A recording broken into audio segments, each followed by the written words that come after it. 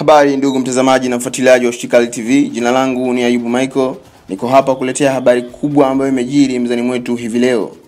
Klabu ya Simba imetoa taarifa kwa vyombo vya habari ambapo imeeleza juu ya ajira ya katibu mkuu wao mpya pamoja na tarehe za mkutano, na nukuu: kamati ya utendaji klabu ya Simba iliyokutana jana jioni kwenye moja ya kumbi za mikutano za Selena Hotel iliyopo jijini Dar es Salaam imemteua Dr. Arnold Kashembe kuwa katibu mkuu wao mpya wa club. Msomi huyo mwenye stashahada ya uzamivu na aliyekuwa mhariri kwenye vyuo mbalimbali barani Ulaya, uteuzi wake unaanza mara moja. Pia kamati hiyo imepanga kufanya mkutano wake mkuu wa kawaida tarehe 13 mwezi wa 8 mwaka 2017, huku pia ikitarajiwa kufanya mkutano mkuu utakaojadili mabadiliko ya katiba tarehe 20 mwezi wa 8 mwaka 2017.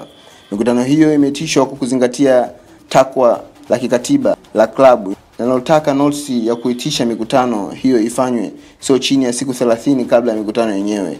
Klabu inatarajiwa kutoa taarifa zaidi juu ya maandalizi na taratibu za mikutano hiyo katika siku chache zijazo. Klabu inaendelea kuwaomba wanachama na mashabiki wake muendelee kuwa na utulivu, hususan kipindi hichi ambacho baadhi ya viongozi wetu wakiwa kwenye shauri lao lililopo mahakamani. Mwisho wa kunukuu.